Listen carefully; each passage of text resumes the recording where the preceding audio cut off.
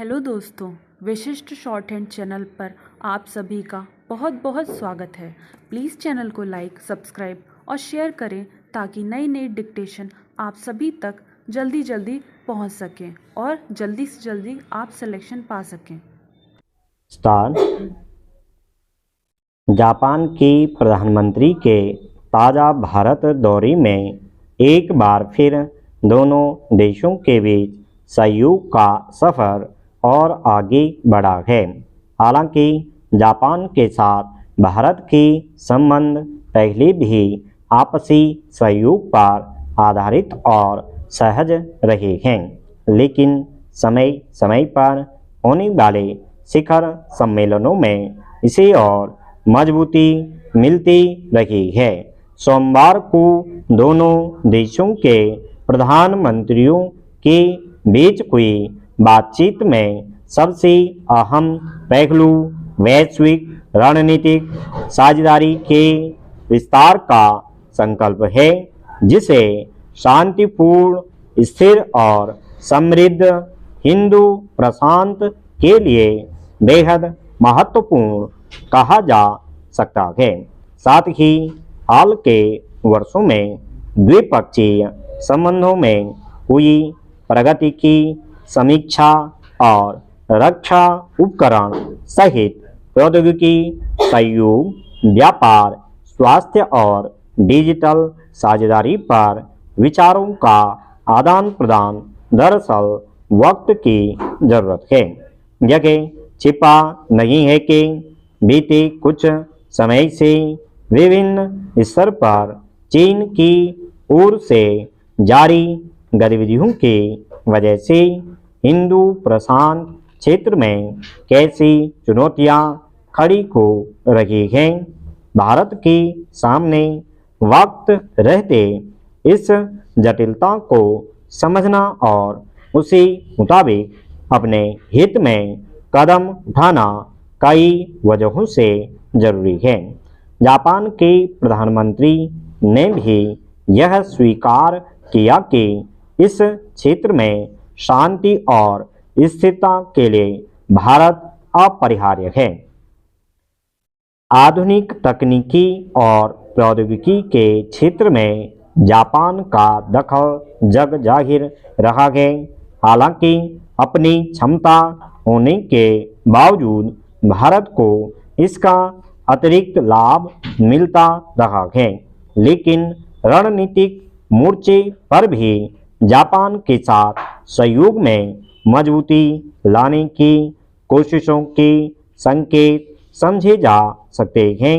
यूं भारत की ओर से यह स्पष्ट किया गया है कि दोनों देशों के बीच विशेष रणनीतिक और वैश्विक साझेदारी साझा लोकतांत्रिक मूल्यों और अंतर्राष्ट्रीय पटल पर कानून के सम्मान पर आधारित है।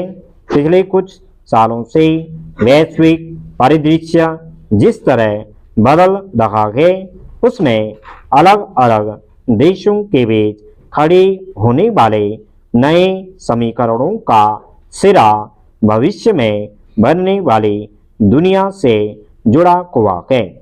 साफ देखा जा सकता है कि महाशक्ति माने जाने वाले से लेकर विकासशील देशों के बीच बहुस्तरीय सहयोग के नए ध्रुव बन रहे हैं और इस दिशा में अमूमन सभी देश सक्रिय हैं। इस बीच अंतर्राष्ट्रीय कूटनीतिक जगत में भारत की जैसी जगह बनी है, उस पर दुनिया के तमाम देशों की निगाह टिकी हुई है। इस लिहाज से देखें तो जापान के साथ प्रौद्योगिकी और व्यापार सहित अन्य संबंधों की जमीन को और मजबूत करने के साथ साथ रणनीतिक साझेदारी पर आगे बढ़ना भारत के लिए वक्त का तकाजा भी है। इसके अलावा दुनिया तेजी से जिस तकनीक आधारित व्यवस्था की ओर बढ़ रही है, उसमें नई या आधुनिक प्रौद्योगिकी की अहमियत का अंदाजा लगाना मुश्किल नहीं है। खास तौर पर तकनीक आधारित व्यवस्था में माइक्रोचिप पर निर्भरता जिस कदर बढ़ने वाली है, उसके मद्देनजर सेमीकंडक्टर और अन्य अहम प्रौद्योगिकियों में विश्वस्त आपूर्ति श्रृंखला के महत्व पर भारत और जापान के बीच हुई बातचीत की उपयोगिता समझी जा सकती है। इस संदर्भ में देखें तो तकनीक और निवेश के लिहाज से जापान की एक खास जगह है, लेकिन सेमीकंडक्टर के मामले में भारत की कोशिश अब पूरी तरह आत्मनिर्भर होने की है। यह बेवजह नहीं है कि जापानी प्रधानमंत्री ने नई दिल्ली के साथ सहयोग तेजी से बढ़ने के साथ साथ जापान के लिए भी महत्वपूर्ण आर्थिक अवसर पैदा होने की उम्मीद जताई। फिलहाल जापान G7 और भारत G20 की अध्यक्षता कर रहा है।